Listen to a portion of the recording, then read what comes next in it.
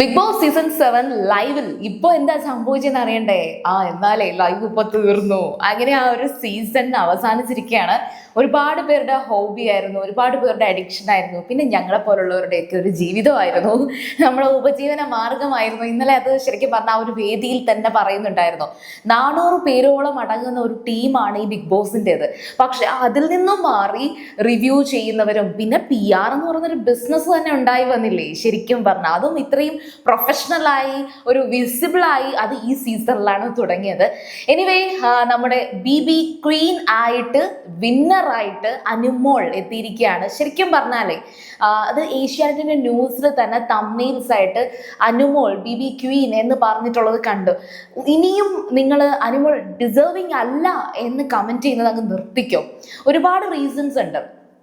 ഇപ്പം അനുമോൾക്കുള്ള ഒരു last clip കാണിക്കുന്നുണ്ടായിരുന്നല്ലോ, chapter 1 chapter 2 എന്ന് പറഞ്ഞിട്ട്.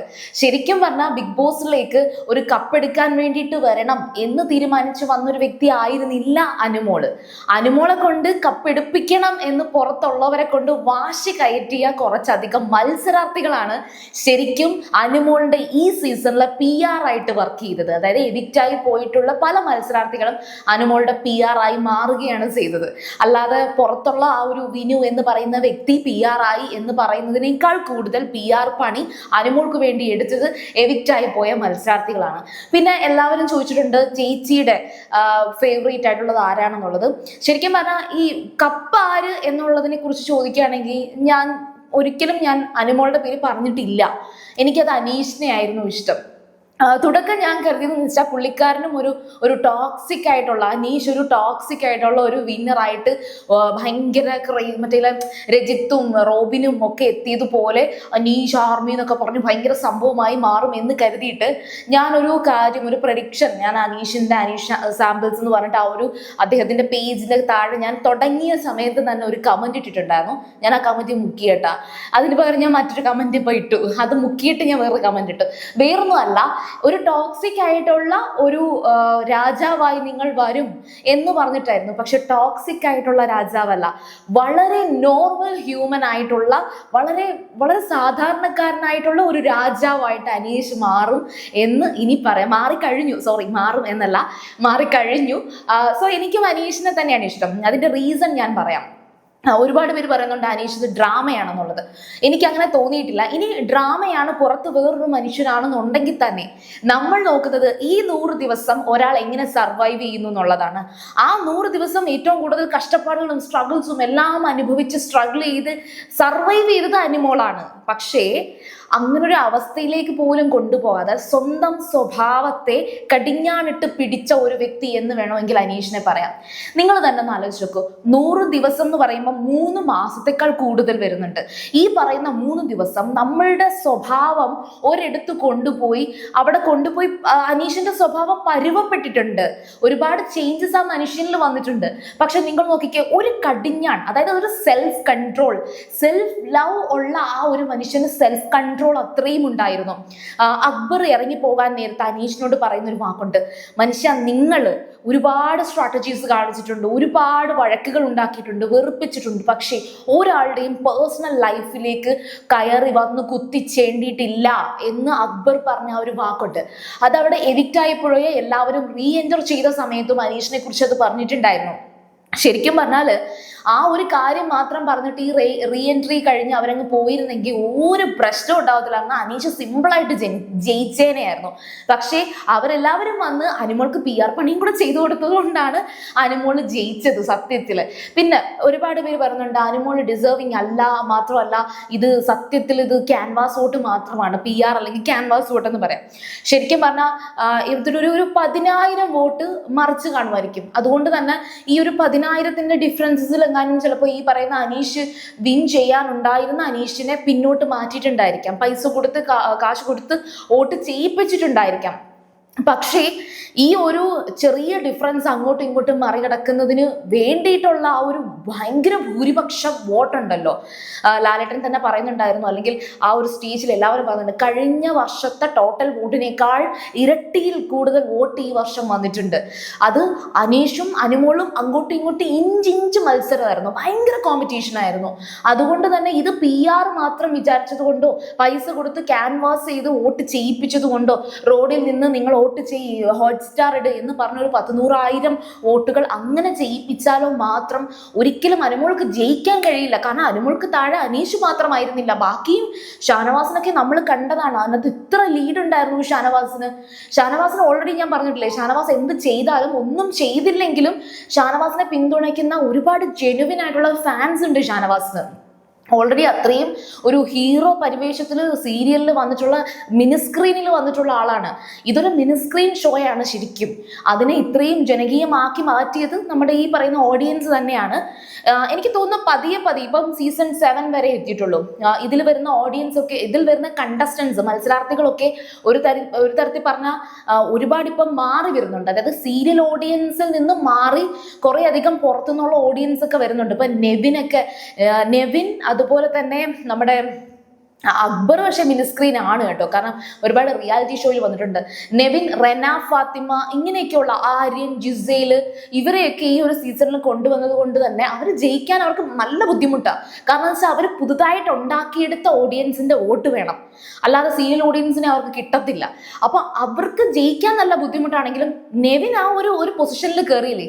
അതുപോലെ കഴിഞ്ഞ സീസണിലേക്ക് ഈ റിയാസ് ഒക്കെ ഈ ടോപ്പ് 5 വന്നപ്പോൾ അതും കൂടി ഓർക്കുക. റിയാസിനെ ഒന്നും ശരിക്കും പറഞ്ഞാൽ മിനിസ്ക്രീൻ പ്രേക്ഷകർക്ക് അറിയില്ല. അപ്പം ഇത്തരത്തിൽ 2-3 സീസൺസ് ഒക്കെ കഴിയുമ്പോഴത്തേക്കും ഈ സീരിയൽ എന്ന് പറയുന്ന ഒരു, അല്ലെങ്കിൽ മിനിസ്ക്രീനിൽ നിന്നുള്ള ഒരു വ്യക്തിക്ക് വോട്ട് കൂടുതൽ കിട്ടത്തുള്ളൂ എന്നുള്ള ഒരു രീതി മാറാനുള്ള സാധ്യത നന്നായിട്ട് കാണുന്നുണ്ട്.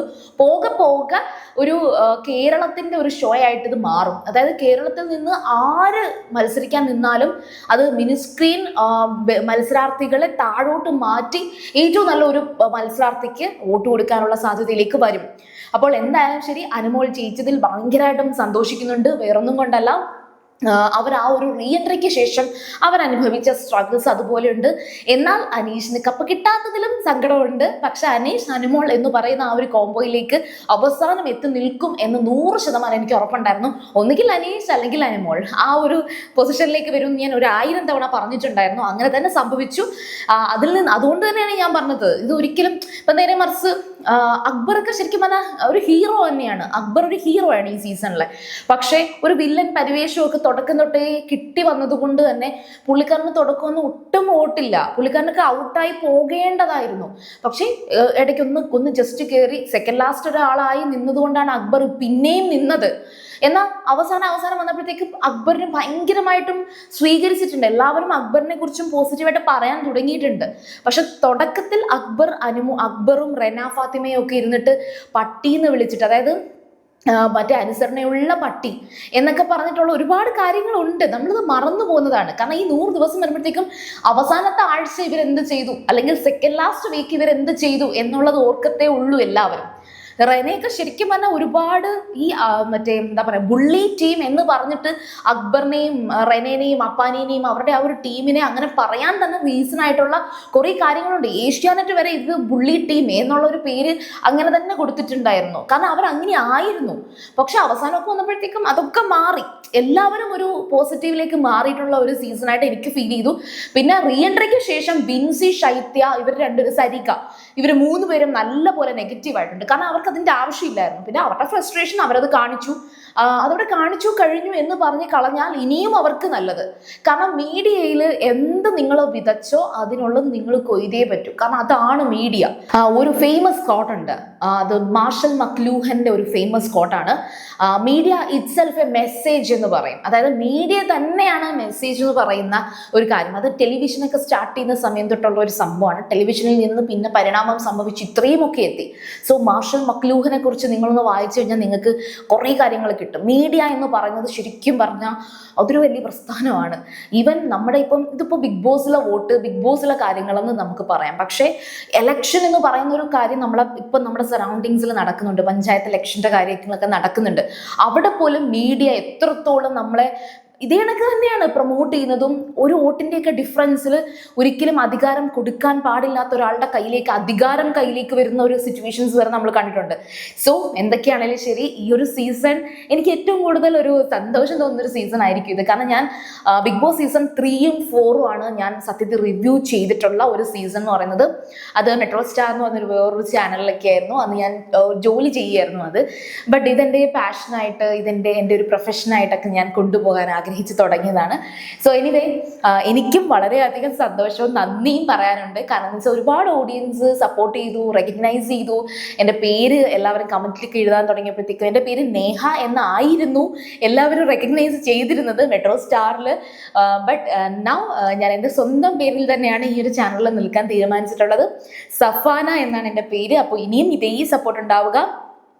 ഇനി എന്താണ് ഈ ഒരു ചാനലിൽ വരാൻ പോകുന്നത് എന്നുള്ളൊരു ക്യൂരിയോസിറ്റി നിങ്ങൾക്ക് ഉണ്ടാകും.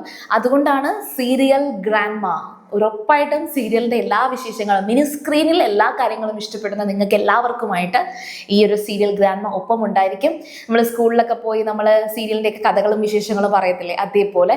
അപ്പോൾ എന്താണ് സീരിയൽ ഗ്രാൻഡ്മ എന്നുള്ളതിൻ്റെ അടുത്ത വിശേഷങ്ങളുമായിട്ട് ഉടൻ തന്നെ ഞാൻ ഒട്ടനെ വരുന്നതായിരിക്കും.